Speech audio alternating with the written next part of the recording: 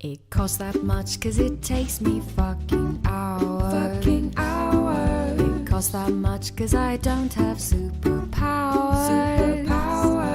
So you need to pay for my skills cause exposure doesn't pay the bills. It costs that much cause it takes me fucking hours. You need to pay for my skills cause exposure doesn't pay the bills. It costs that much cause it takes me fucking hours.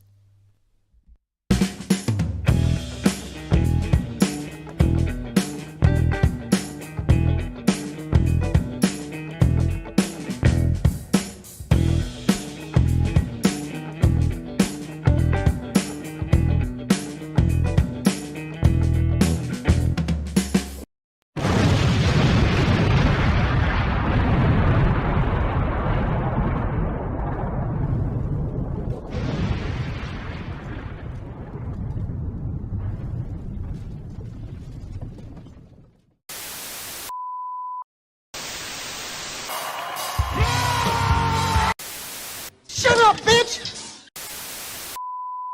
We'll do it live. Okay. We'll do it live. Fuck it. Do it live. I'll write it and we'll do it live.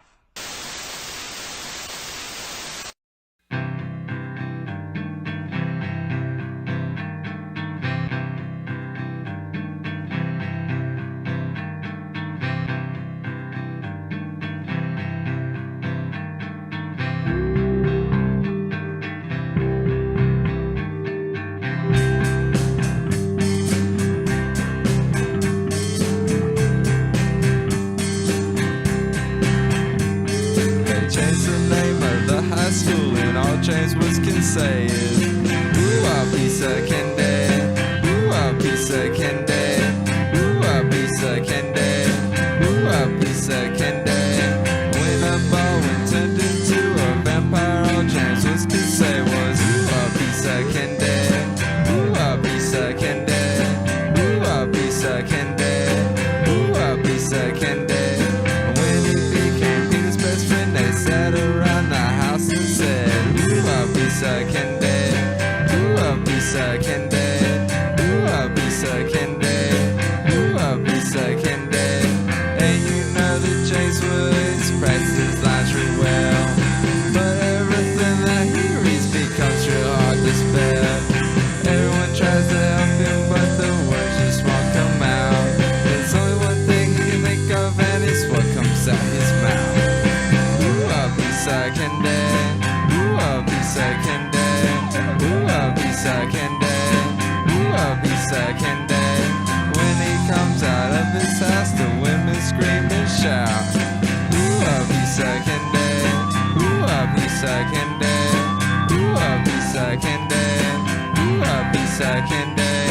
When they know that he's an actor, the best of them always says, ooh, I'll be second day. Ooh, I'll be second day. Ooh, I'll be second day. Ooh, I'll be second day. Reese's Pieces on the floor and watch him come a saying, ooh, I'll be second day. Ooh, I'll be second day. Ooh, I'll be second day. Ooh, I'll be second day. And you know that James Woods practices lingerie well, but everything that he reads becomes real hard to spell. Everyone tries to help him, but the words just won't come out. There's only one thing he can think of, and it's what comes out his mouth. Ooh, I'll be second day. Ooh, I'll be second day. Ooh, I'll be second day. Ooh, I'll be second day. When he comes out of his house, the women scream and shout. Ooh, I'll be second day. Ooh, I'll be second day. Ooh, I'll be second day. Ooh, I'll be second day.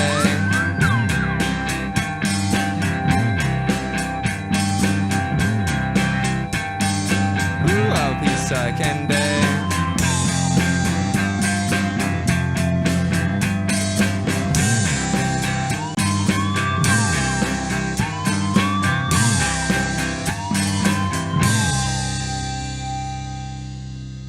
Fucking thing sucks.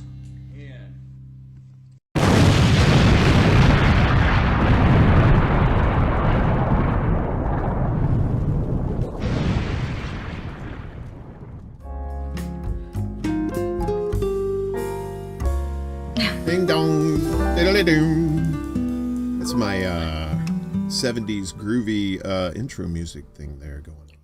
Thingy. Really? Good morning. Good afternoon, people of Earth. How's everybody doing? Quick shout out to everybody in the chat. Good Lord, there's a bunch of people here. I guess they want to see some little thing over there in the RUSSIA. We got Gamer for Life here. He's here. What's up, Rick and John and Lewis? Aw, Gamer's like Visa. He's everywhere. We got Anthony here. And Amber and Dingo, Cape Socialist, Les Bones, one of our producers. I know, right? It's like a surprise party, only they knew in advance. We got Willie Bragg, Miss Jimmy's here as well. Good to see all of y'all. I think, and we got Brandy and Griselda. Hello, and it's a good night, USA. Thank you, Griselda. Griselda is in Poland, I believe. I met Griselda on one of my gaming streams. So yeah, super cool.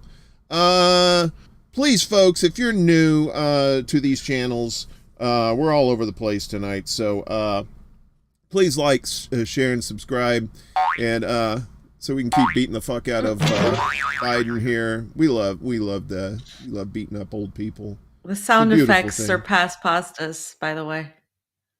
Thank you. You are live, dear. You are up on the screen. You could see in the preview monitor, as they say in the TV biz. So you and I have something in common. We are both. I'm a former TV person, and you're a current TV person. So it's always lovely to see you, dear. It's been a while. I think the last time you were on with your brother, with Johnny, and that was a little while back. He just had a birthday recently, didn't he? Mm-hmm. He did. He 26th of December. Wow. So let me ask you something. Yeah. So since you know, do family members who are like have a birthday right there next to do they always right next to Christmas? Do they always get screwed on presents? Do they always get the we got you one big gift?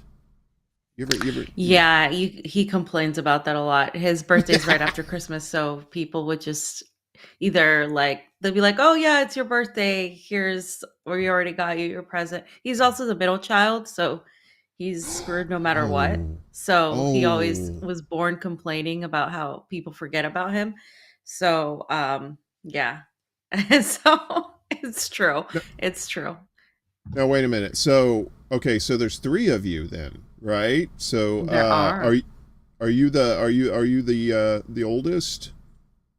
I am the oldest, and then my sister is the youngest, and she's in college right now. Wow. So you're the hated one. You're the one that they're secretly plotting behind your back. I'm the favorite. I think I'm the favorite. My mom said she loves us all the same, but we really know who's the favorite. I feel for Johnny because I have two sisters too, but they're both older. I'm the baby, so El Nino right here. But I was the favorite because by the time I came late, right? So my sisters are boomers and I'm Gen X, right? So my sisters were born couple of years apart, and then 7 years after my middle sister's born, I was born. So by the time I came around, my parents were so old and worn out that they basically just let me do whatever I want because they said, we're tired, I got aches and pains. I ain't got time to run around after you. So but I was good. I was a good boy. I kept my nose clean. I stayed out of trouble. So not like Zelensky. Okay. No. Oh, he does not keep his nose clean. It is always full of snow. Oh, there's never enough. Have you your neighbors? Have you gone over to visit? Have they brought a cup of sugar over there, or a cup of cocaine, or whatever? No, it's not my cup of tea. That sort of thing. No offense to anybody who partakes, but I will be going to Ukraine at some point, to the Donbass at some point soon. So Good. there's that. Yeah, I mean, I'm gonna have to be pretty careful, obviously, when there. It's the phone situation is a dangerous thing. It's not a good idea to be public uh, for obvious reasons. So, but yes, I will be going there, and then I will, when I come back, I'll be talking about it as well. So, yeah. Right on. Well, look, I knew when you said you were going to Russia and you were going to be working for RT. I kind of welled up a little bit. I was just I was proud of you anyway, because of all the work you've done, in the global South with with Pasta and Johnny down there, and going pretty much halfway around the world. That's crazy, But I mean, it's exciting crazy. You know what I mean? Like, did you know anybody over there already? Like, Mhm. are you just kind of like a stranger in a strange land? How's that work? I didn't physically know anybody here. Let me think if I did. No, I hadn't physically met anybody here, but I knew people from online, other journalists that were here, or that wanted to come here. So that was cool because that's what people don't understand. Like, and I think even people I work with, they're like, "How do you know so many people?" Um, because we've been doing this work for a while, and in the anti-imperialist network you meet people that are like-minded and are doing the same thing on the ground work, like when it comes to anti-imperialism, when it comes to the just revelations of the lies that we have been told by the empire. So I did know like several journalists that were either living here or had been here, or several activists. And so when they found out I was coming, I connected with them, and I have like a good group of friends here now very quickly. I'm a really social person, contrary to what it may seem like when I tell Pasta to be to not be like so obnoxious. I'm pretty social, and I generally easily develop a group of friends. And I'm social because you hung out with me in New York. But when I'm working, I tend to put my serious face on. Now, when I'm off work, it's a whole other story. And so I've developed this group of friends here, and I've met other people who also came here recently. And then I had a lot of visitors come through. I mean, my friend Wyatt came through, Dan Kovalik came through. There's so many people that I've met through my travels, especially in the global South. And it's been great. We have like a really good group of people that we work with when it comes to anti-imperialist stuff and news. So I really do cherish these people that often don't get enough credit that they deserve on social media. They're shadow banned or completely just Mm-hmm. taken off. And one of these people that I really have gotten to know is Eva Bartlett, and her amazing work that she does in Donbass. And it's really nice having her here as well. Oh, that's great. Yeah, I love Eva. She's like a handful of journalists that I really, really respect. Her and Caitlin Johnstone and Vanessa Beeley, you of course, and others in the space too. That's why I stick around here. It's because the cool kids are here and they're giving me the straight dope that I can't get anywhere else. That's one of the reasons I appreciate. I've always appreciated good journalism, because like I said, I came up in the 90s in local television down south, but I worked with journalists there who, investigative journalists who would expose corruption in the local governments there, crime that was going on, and it just made me feel like I had a purpose to help people back then, and so. Fast forward 30 years and here we are back in the space. I'm not doing journalism anymore. I'm just doing silly shows, having great journalists on, so I can talk to them and so I can pick their brains. So it's come full circle, and but I just wanted to tell you I do appreciate what you're doing, and I really appreciate it takes some bravado to go someplace you've never been before, right? Had you ever been to Russia? before this? No, I've been to Europe. I studied abroad in Europe and I've been there several times. France, Italy, Greece, spent a lot of time in the UK. Um, these places in Europe, Amsterdam, had some great times there. Throughout Europe, but it's completely different. Russia's completely different than any city I've ever been to. I mean, it's just entirely different. Culturally, it's a mixture of Europe. At least Moscow in particular is a mixture of Europe and Asia, but the rest of Russia is more Eastern. It's more Asian than it is European, which is why I think Russia has been able to maintain this culture. And it's so important for them to maintain their culture because it's been under attack for a really long time. And we in the United States, as you know, have been pretty much formed to hate Russia from the beginning, from the time we're Hmm. little, uh, with movies and propaganda, to being adults and politically and any sort of politics you get into. Oh, Russians and they're bad, they're this or that. And then you come here and you see how Russians really do like America. They like it too much, almost to a degree. They're too nice and diplomatic to the West, not just America, but especially the United States of America. They're so just open to what it is. They like, the movies, they like the culture, but it's not reciprocated. We're taught something different. And that's one of the saddest things I saw when coming here. And I think, for me, it's a no-brainer. I've traveled my whole life since I was little, and I used to hate it when I was little because I would always be new in school and have to make new friends and start over. But I think that's what's allowed me as an adult to be able to leave places, to be able to like live in LA for 10 years and do whatever I wanted in LA, and then of course come here uh and do that. And I haven't decided where I'm going to settle yet, because there's a lot of countries I want to visit, a lot of places I want to see. But this has been definitely an eye-opening experience. As far as I knew what that we were being lied to. I knew that we were being lied to about this whole situation from the moment. We can talk about that later. How like my profile was singled out um, in one of the profiles that was labeled like Russian disinformation. That was back Hmm. in February when that was done. So that was before I worked for RT. That was before I knew I was going to work for RT. I believe like that was way before anything actually happened. And people saying that I'm sort of like just doing saying what I'm saying because Putin told me to, or because RT told me to.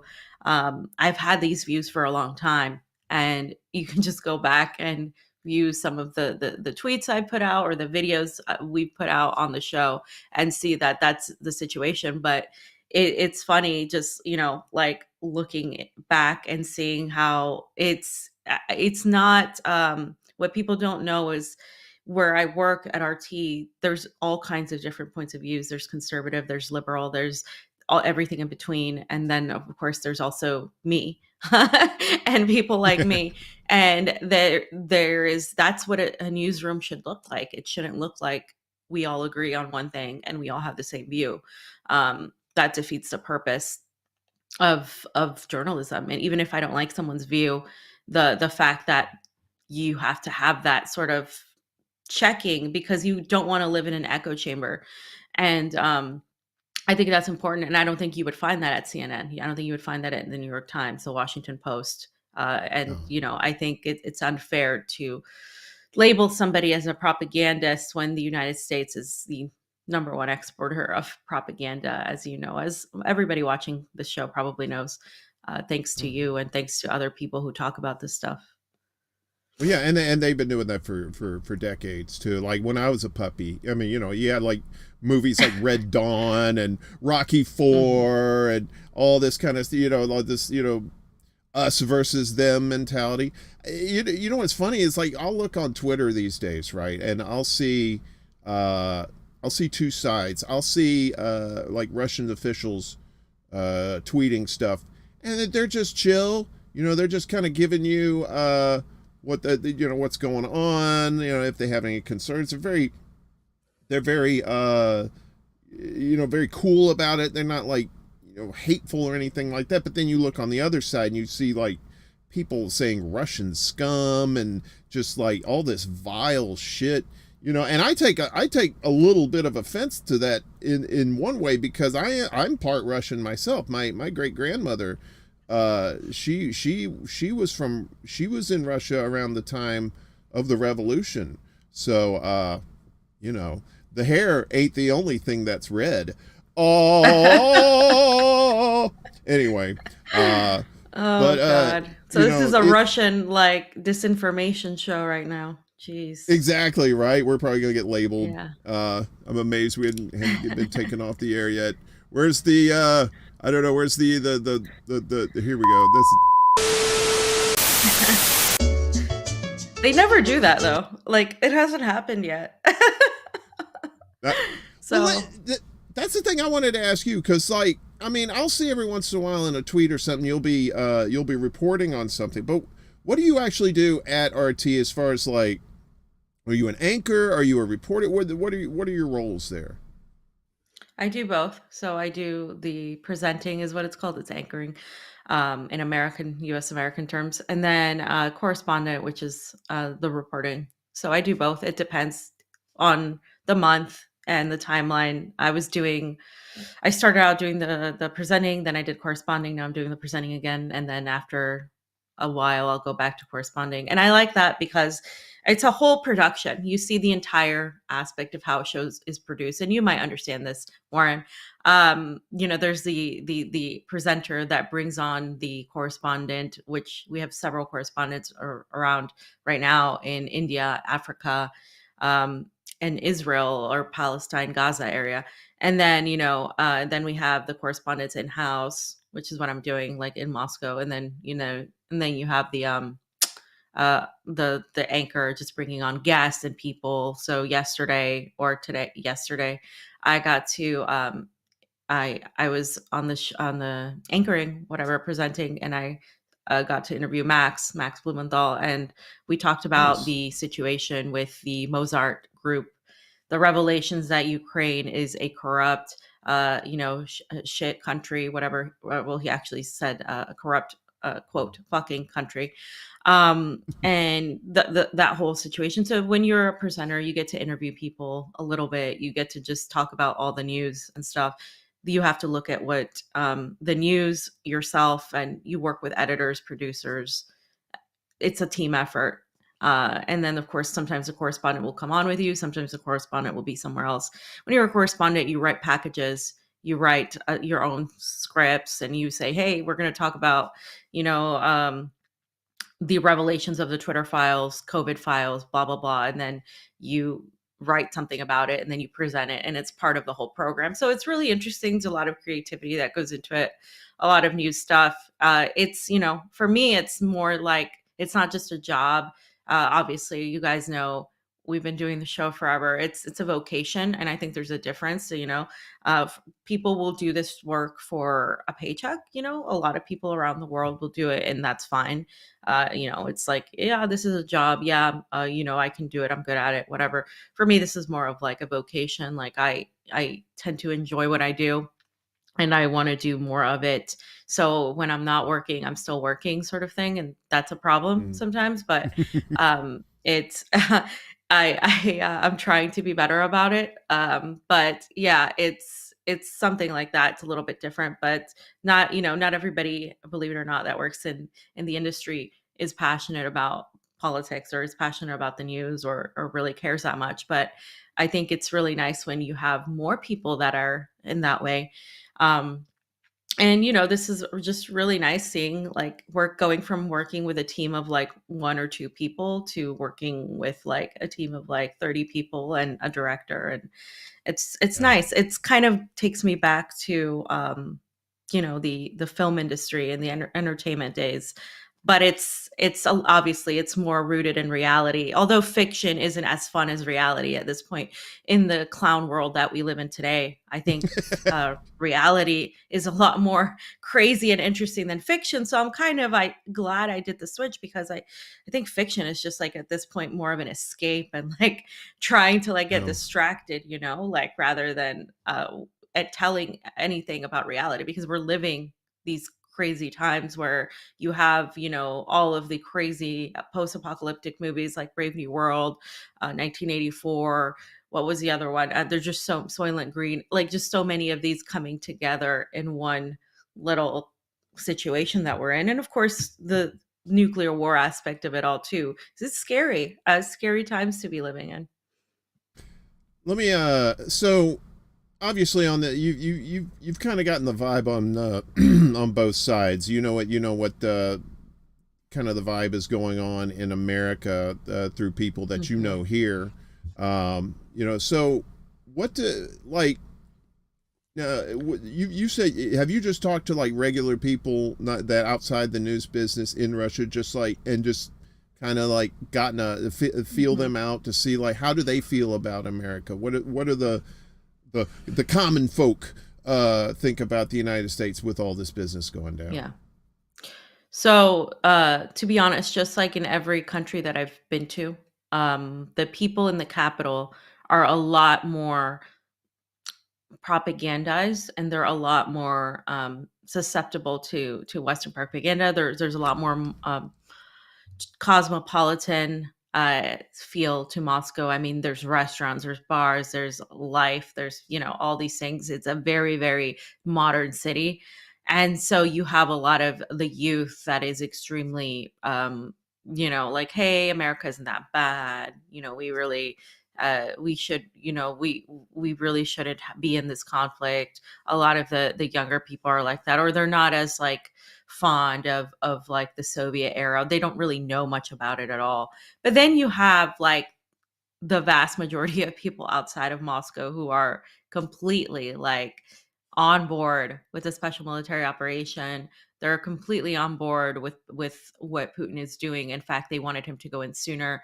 You have the sector of the Communist Party that is still was very almost the same as what existed on under the Soviet Union, because there's several parties now. The second largest is the Communist Party that exists now, and that party is extremely influential, and they are pretty much the ones pushing Putin to go in. They were the ones that are more concerned about the cultural aspects of Russia.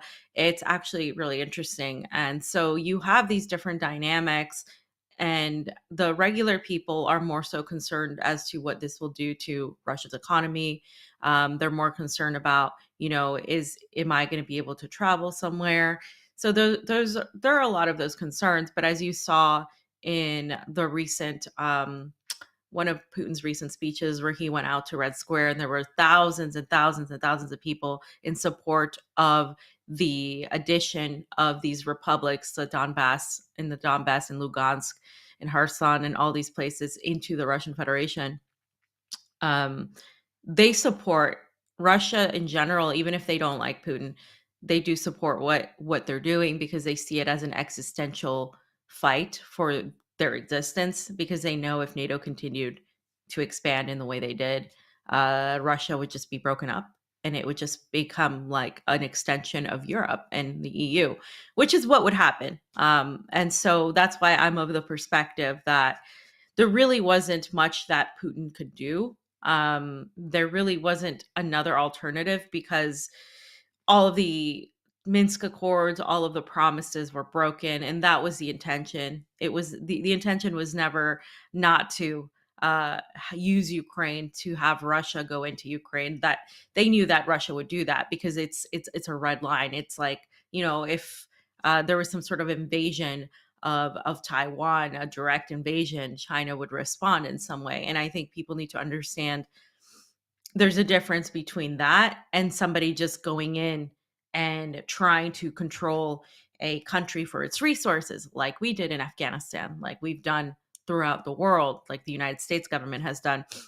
So I really get angry when people talk about, well, Putin invaded.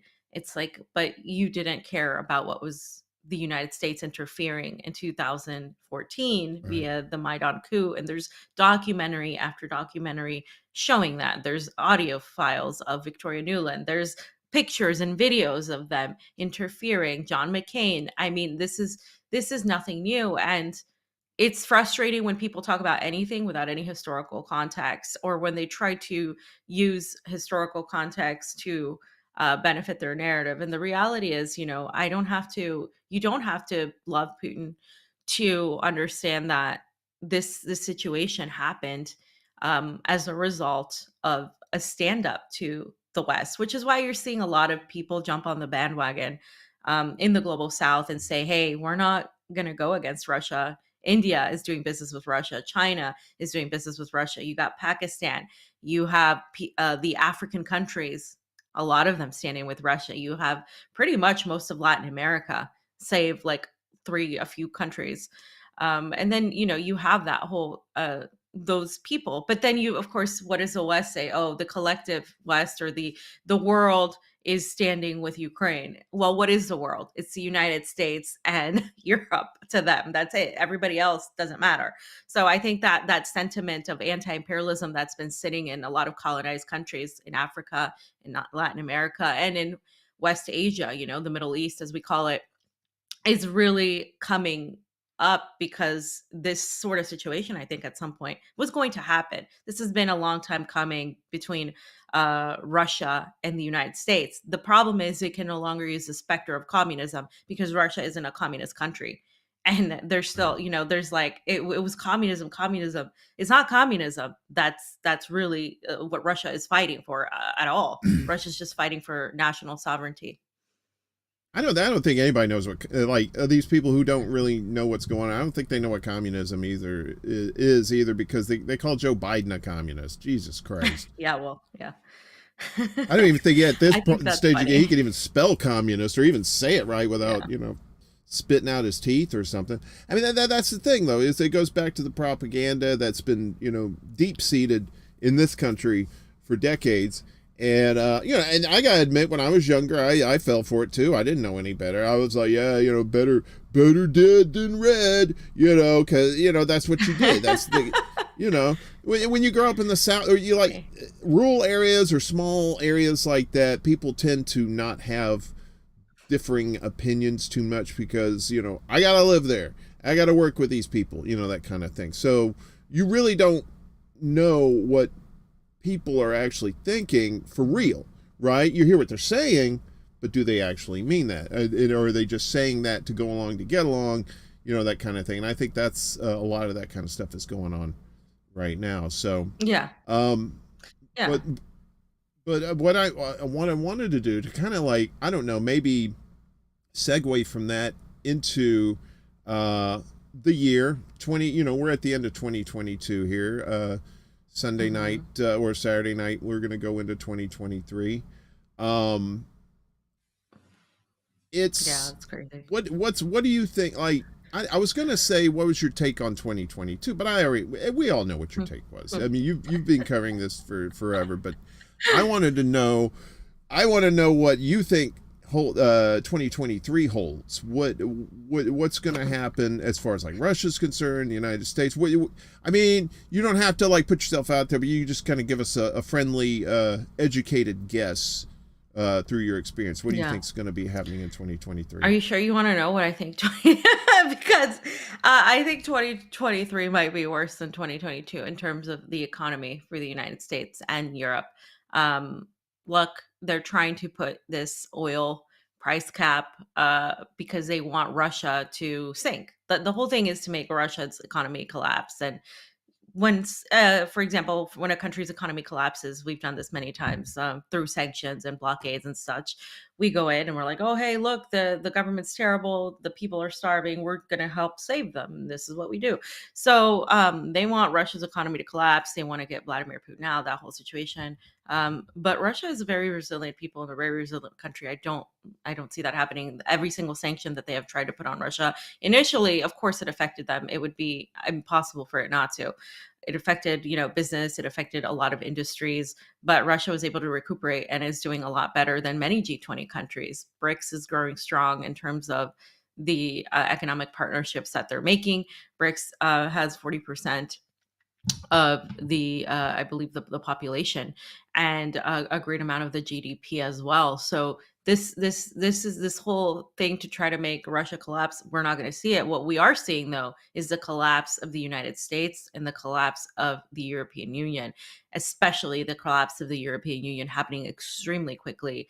Obviously, the price of gas is rising, the price of energy is rising. You're seeing lots of protests in the streets because, unlike the U.S. Americans, the French, when these things happen, they go out in the streets and they start burning stuff like crazy. And they're like, you need to answer for what you're doing. And, collectively, all of Europe has been protesting the sanctions and NATO. And you're seeing that because people are really paying ridiculous prices for energy, and they're being told to go green, while you have, the predator class pretty much flying in their yachts, making a killing off of this war. It's basically money laundering for the defense industry, for Boeing, for Raytheon, for Lockheed Martin. And you have all these industries making so much money. You have Zelensky making money. You have the sale of illegal arms. You have all the corrupt, most vicious, psychopathic people making money off of this war, using Ukraine as the excuse. And yet you have an abandoned United States. I mean, domestically, and you guys know this, uh, you look at New York and you look at Moscow, you look at the just how everything is falling apart, the subway in New York, how the people are out in the streets, the houses, housing crisis, homelessness, people's wages just haven't gone up at all. The price of everything is skyrocketing. And then, of course, there's this giant blizzard that pretty much just shows you, like, okay, now you can't even handle things when they're not an emergency situation. How are you even going to handle an emergency situation? We even reported on the blizzard and everything that's going on, and how people are being left out in the cold, and how people are dying in the cold. And then, of course, I hear you get automatic heating. It comes on at a certain temperature. It just comes on. And you have healthcare and you have education. Is it, the most top notch healthcare that, a rich person would get in the United States? No. But do you get a rich person's healthcare in the United States? No. No. So, like, I mean, it's what people need and what people can get done. It's not, it's not like terrible healthcare at all, but it's decent and it's free for every Russian. So it's school. So I don't understand. And then the public transportation here is phenomenal. Like, the train is absolutely, the subway system, or what it's called metro here, is absolutely amazing. It is the most efficient transportation system I have ever seen. And I'm not exaggerating when I say that. And it's everywhere. And it's almost better to use it than to not use it. So, and I see that juxtaposed with the fall of the United States. It's clean here.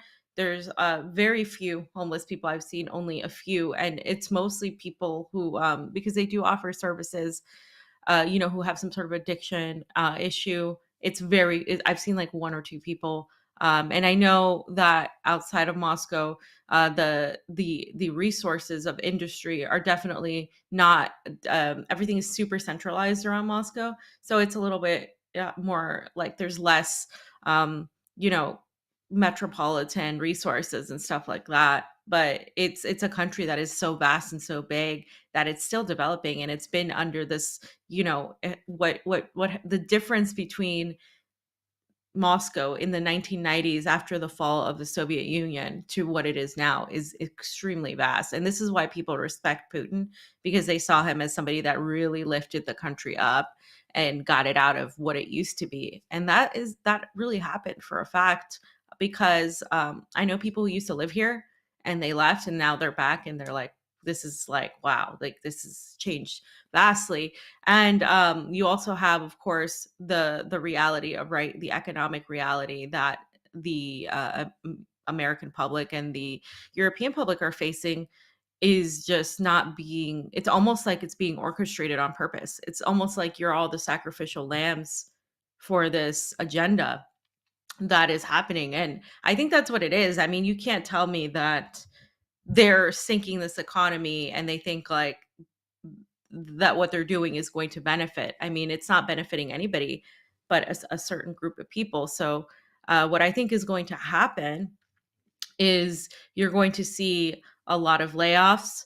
you're going to see a severe recession in 2023, probably after the spring. And you're going to see just things get worse. And the reason why you're going to see that too is because the American public is not doing anything about it. Like they're busy fighting these culture war fights on the left and right. And that's all that is a focus. And then you have entertainment and you have distractions, but you don't really have an organized people being like, okay, enough. You have people still looking forward to 2024. Which of the lesser of two evils are they going to vote for? If they're going to put Elon Musk to run for president or Oh, Kanye West? Jesus. I mean, that sort of Oh, rhetoric God. just encapsulates what the USA is. It's just entertainment, and that's what they're exporting to the rest of the world. Nobody's taking, our politicians seriously anymore. Like they're not, and so it's just. I think it is going to get worse before it gets any better. And as far as Russia, I think they've been trying to find some sort of diplomatic solution. But I mean, it's just like if that solution means, doing whatever Ukraine says without anything that Russia wants, then it's not going to happen. And I think we're going to see this prolong at least into the spring. Well, a ray of sunshine there. Thanks. Sorry. No, don't hold back. Say what you really mean, Fee. No, I concur with those thoughts. I think, I try to be glass half full, but at this point, there's not even a glass. There's no water. There's no glass. There's nothing.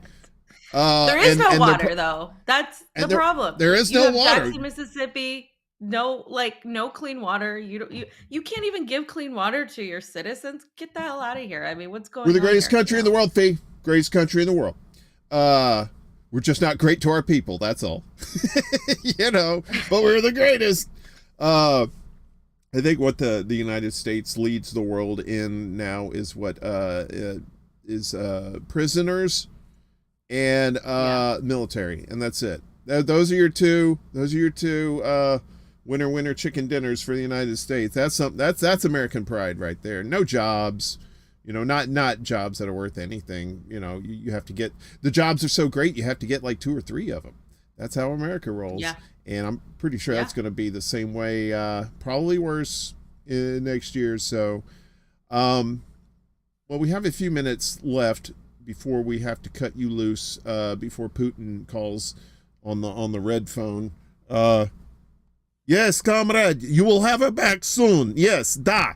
All right, sorry. The phone wasn't even on. I'm sorry. That was Your just Russian is great. Yeah. Oh, Da. they say I'm Russian, but really, I'm not in a hurry at all. Okay, that was almost as bad as pasta. I was trying to be worse than pasta. Oh, I didn't even. Oh, there's no way. It might be worse. I don't know. Pasta's like. I'm like trying to get to the atmosphere. Pasta's already on Mars with his cheese. So, there's no way anybody's going to catch up to that. But, I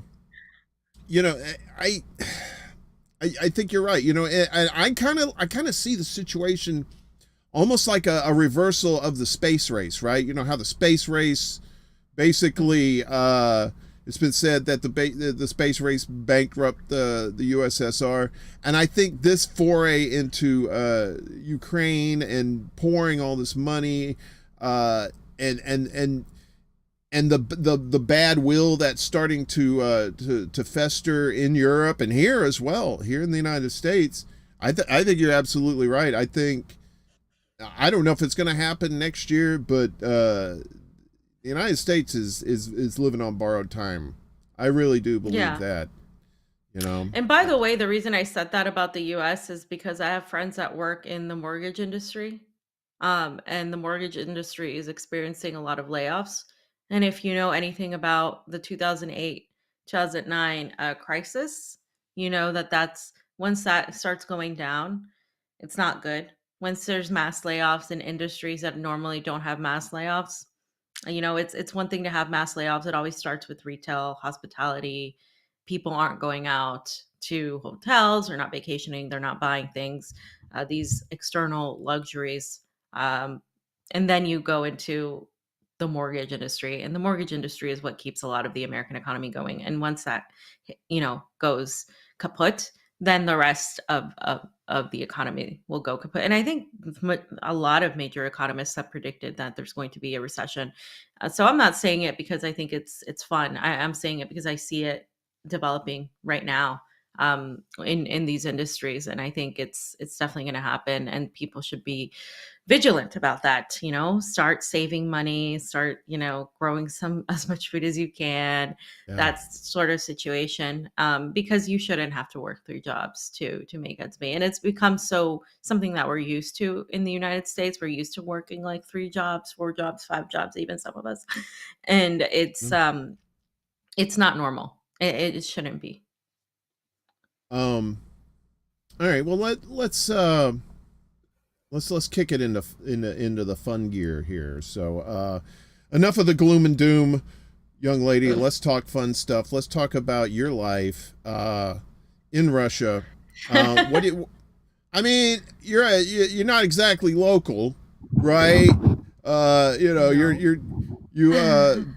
I'm sure you are very social. Yes. When you and me and Ricky got together in New York, was that last year? The year before last? I can't remember. It was, but it was so much fun. And you are very fun. It was last year. That's right. It was snowy. We don't have the snowies here now. It's just cold and depressing. I'd rather have snow. But anyway, what are you doing for fun over there? Like when you're not working at RT, what are you doing to keep your mind sane and fun? Other than sleeping, I am going to hang out with friends, and I am trying to see as many sites as I can of Russia. I mean, I've seen Lenin, of course, several times. I've seen the mausoleum. I've gone to museums, parks. I really did a lot of stuff in the summer because it's beautiful here in the summer.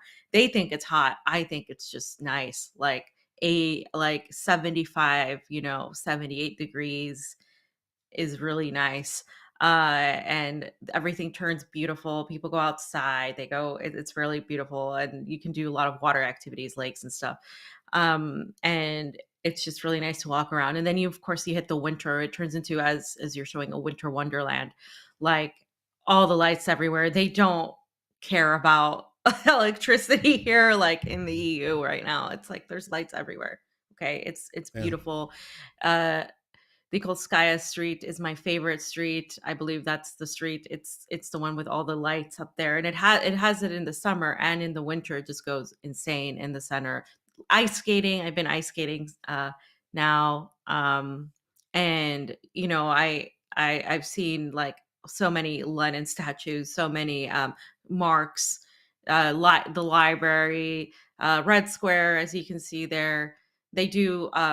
So Russians, just so you guys know, celebrate Christmas on January 7th because they follow the Julian calendar.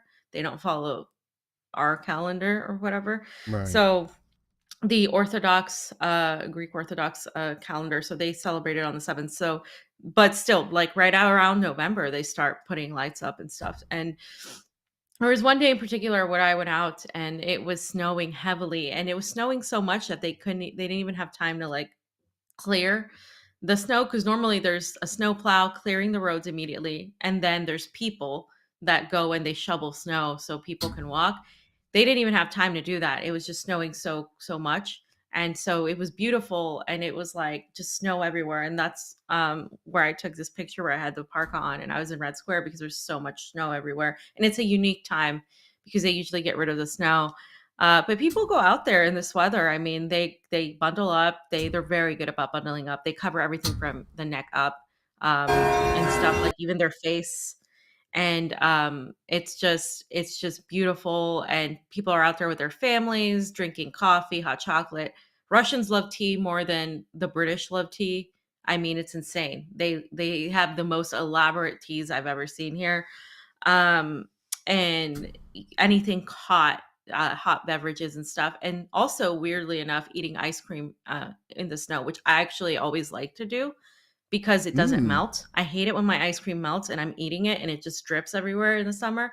So I do like that aspect of it.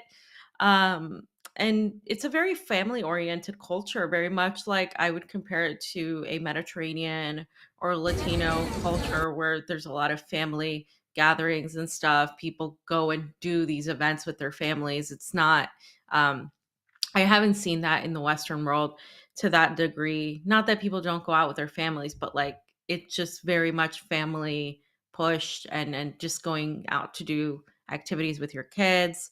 Um and yeah, so I've done this. There's also groups of people that I've met that have like parties and have people over their houses and karaoke actually. I What? There's Russian karaoke? No way. Stop it. Don't lie. Fake news. That's Fake news. yeah. Yeah, I actually really excelled in karaoke at this one place. It was called Bowie's, and it was the favorite place to go, but it unfortunately shut down.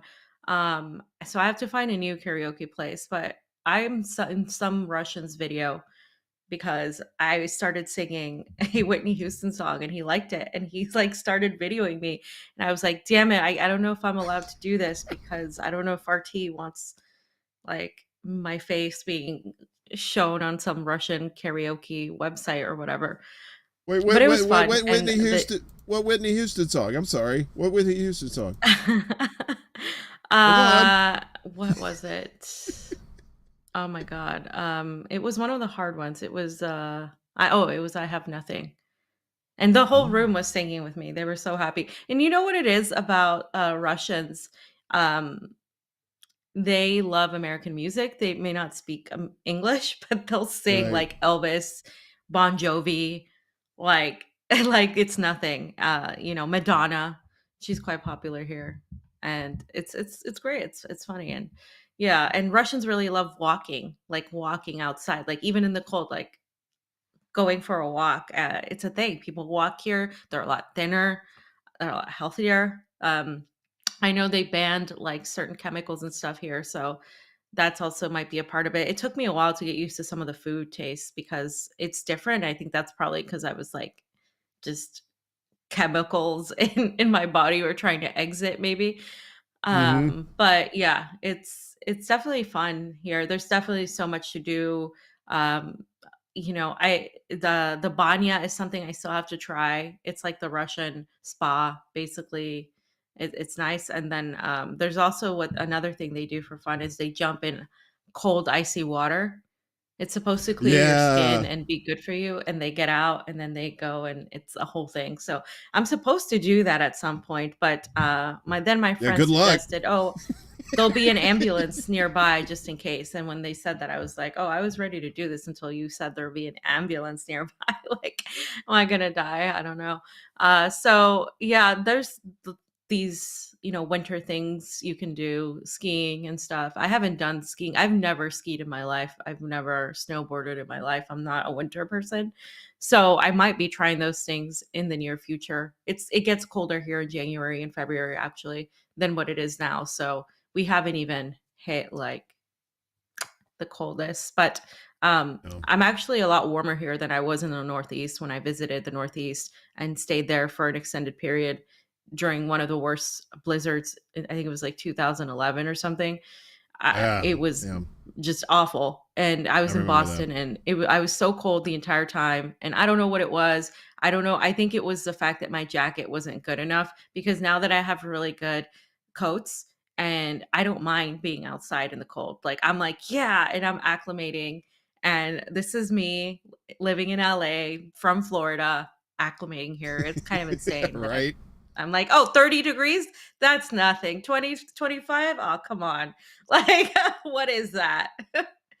I'm the same way. I grew up in the South and then I lived out in LA for a while too. So I was like, it was either humidity or dry weather. And then I get to the Northeast and then all of a sudden it's cold and it took me a little bit, but now that I've acclimated, I can't believe I'm saying this. I like wintertime more than I do summertime here. Summertime here is just Really? hot, sticky ass and not the good kind.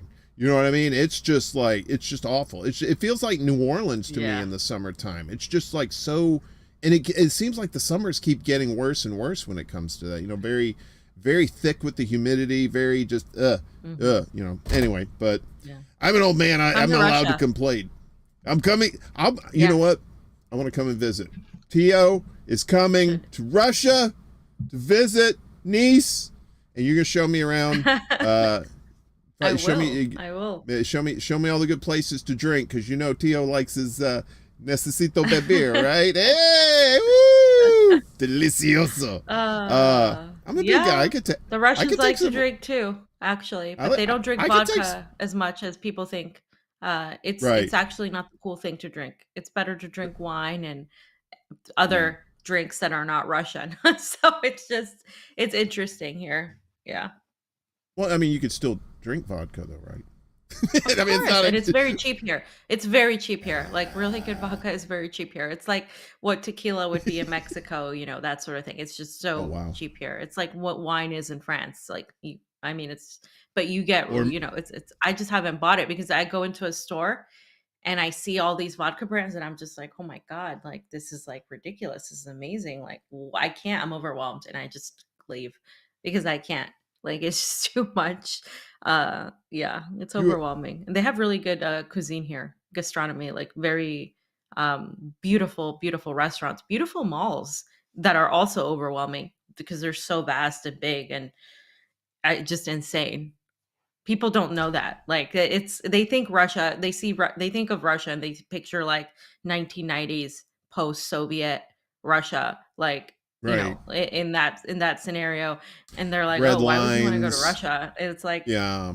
you have no idea what you're talking about. Like this is like, so I mean, things are open 24 hours here. You can find 24-hour nail salons, 24-hour like everything, food, and I could walk around at 3 a.m., especially in the summer, and it was just like you'd be fine 2 a.m. and then the sun would come out at like 3:30 in the morning, and then it was just beautiful. And another thing is the delivery services are amazing here. You can order food directly to your door. You can order groceries directly to your door at a very good price.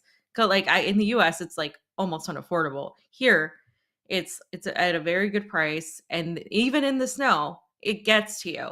It gets to you. It's insane. And they've facilitated that in a way that I just haven't seen in the States. So it's kind of like, wow, okay. Pretty Well, I'll cool. tell you what. If RT's looking for an old, worn-out TV news producer, I will. I'll put on my fancy flying wings and I'll flap over there to come see you. Okay. I mean, there's a lot of them your age, Warren. Okay, you're like you'd fit in. Watch right there, it. Watch it. My age. Oh, you mean there's a lot of young people you work with then? Oh, that's what you're Yes. saying? Oh, okay. Spring chickens. Well, listen, I've kept you long enough. I got to get you out of here, but I want to tell me. Everybody knows they can find you on Twitter, right? And so obviously, if you're not following Fee, what the fuck's wrong with you? Follow her on Twitter, and of course, she's the co-host of the Convo Couch. Pasto is in the comments here in the chat there. He's very jealous. He wanted to be here with you. Thought he was talking smack. I thought he He was is going to talking try smack. to get more information out of me or say something inappropriate, but no, he's been well behaved. You're too smart for that. Even if that was my intention, I couldn't have done that anyway. Not yours. I was saying pasta. Like I thought he was gonna demand something. Like because he does that. He puts me on the spot. He's always like, "Fam, what are you doing? What are you doing?"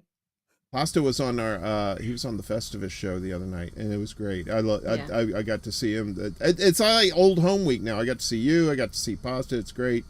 But what's up next for you now? What further adventures await Fee in the mother Russia? Well, like I said, I'm looking to go to the Donbass soon. I'm going to be anchoring at RT for this coming month, the rest of January, and then hopefully going to Cuba in March. And I'm very excited about that. That's another place that I think I I'm going to absolutely fall in love with. Oh, I yeah, already me too. do love it, but I mean, in terms of actually going there and really dispelling a lot of the myths, I'm excited to do that with fam because it'll be with fam and other fam. Nice. Um, so yeah, that'll be exciting. Looking forward to that, and then we'll see what else this year brings. Like we'll see. Well, like I said, I can't say enough how proud of you I am and how much I appreciate the work that you've been doing Aw, and the shit Theo.